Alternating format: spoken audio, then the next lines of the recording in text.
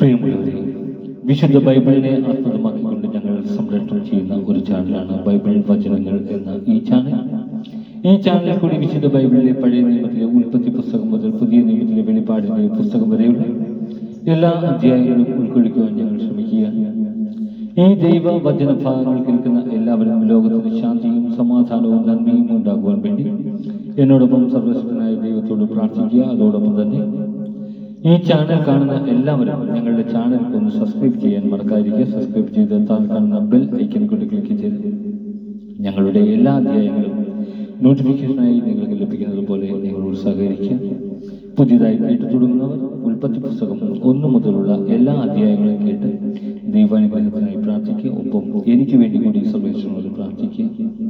നിങ്ങളെവിടെയും പ്രാർത്ഥനാന്തരപരമായ സഹകരണവും സഭയും തുടർന്ന് പ്രതീക്ഷിച്ചുകൊണ്ട് സംഖ്യാപുസ്തകം 27-ാം അധ്യായം. പുത്രന്മാരുടെ അവകാശം. ജോസഫിന്റെ മകൻ മനാസെ, അവന്റെ മകൻ മാക്കീർ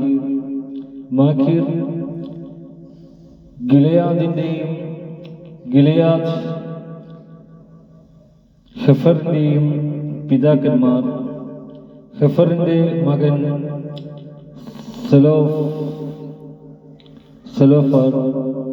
സെലോഫഹാർ, അവന്റെ പുത്രിമാരായ മഫ്ല,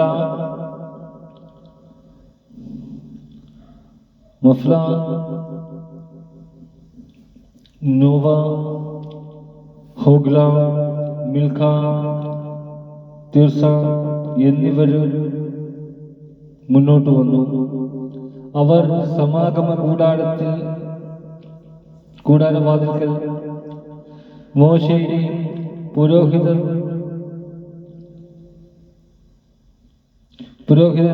ഏലിയാസറിന്റെയും ജനപ്രമാണികളുടെയും സമൂഹം മുഴുവന്റെയും മുമ്പിൽ നിന്നുകൊണ്ട് പറഞ്ഞു, ഞങ്ങളുടെ പിതാവ് മരുഭൂമിയിൽ വെച്ച് മരിച്ചു.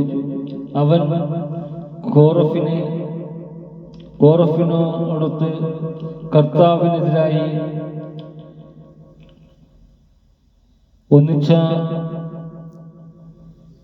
ഒന്നിച്ചവരുടെ കൂട്ടത്തിൽ ഇല്ലായിരുന്നു. സ്വന്തം പാപം നിമിത്തമാണ് അവൻ മരിച്ചത്. അവന് പുത്രന്മാരില്ലായിരുന്നു. പുത്രനില്ലാത്തതിനാൽ ഞങ്ങളുടെ പിതാവിന്റെ നാമം ഇസ്രായേലിൽ നിർമൂലമായി പോകുന്നതെന്തിന്? അവന്റെ സഹോദരന്മാരുടെ ഇടയിൽ ഞങ്ങൾക്കും അവകാശം നൽകുക. മോശ അവരുടെ കാര്യം കർത്താവിന്റെ സന്നിധിയിൽ ഉണർത്തിച്ചു. കർത്താവ് മോശയോട് അരുളിച്ചെയ്തു, സെലോഫഹാദിന്റെ പുത്രിമാർ പറയുന്നത് ശരിയാണ്. അവരുടെ പിതൃസഹോദരന്മാരുടെ ഇടയിൽ ഓരോഹരി അവർക്കും നൽകണം. അങ്ങനെ അവരുടെ പിതാവിന്റെ അവകാശം അവർക്ക് ലഭിക്കട്ടെ. നീ ഇസ്രായേലിയരോട് ഇപ്രകാരം പറയണം, ആരെങ്കിലും പുത്രനില്ലാതെ മരിച്ചാൽ അവകാശം പുത്രിക്ക് കൊടുക്കണം. പുത്രിയുമില്ലെങ്കിൽ അവകാശം സഹോദരന്മാർക്ക് കൊടുക്കണം. സഹോദരന്മാരുമില്ലെങ്കിൽ പിതൃസഹോദരന്മാർക്ക് കൊടുക്കണം.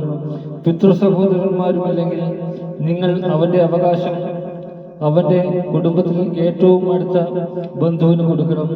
കർത്താവ് മോശയ്ക്ക് നൽകിയ ഈ കൽപ്പന ഇസ്രായേൽ ജനത്തിന് നിയമവും ചട്ടവുമായിരിക്കും.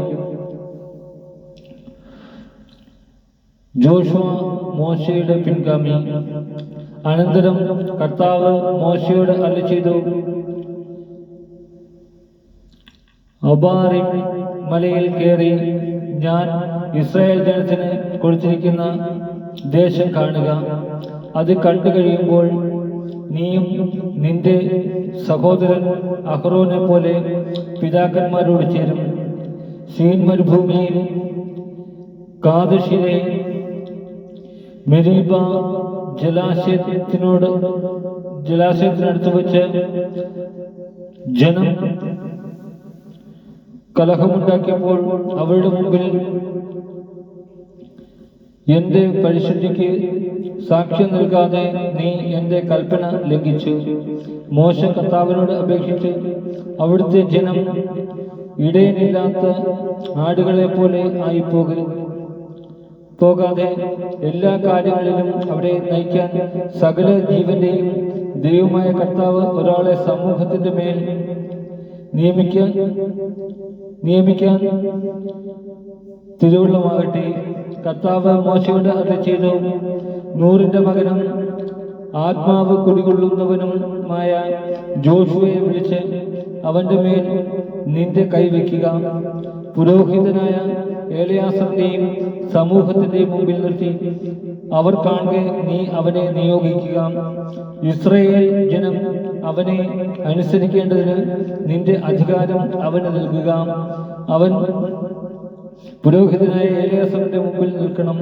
എലയാസർ അവനു വേണ്ടി ഉറീം വഴി കർത്താവിന്റെ തീരുമാനം അന്വേഷിച്ചറിയണം. ഇസ്രായേൽ ജനം എല്ലാ കാര്യങ്ങളിലും ജോഷുവയുടെ നേതൃത്വത്തിന് വഴങ്ങണം. കർത്താവ് കൽപ്പിച്ചതുപോലെ മോശ പ്രവർത്തിച്ചു.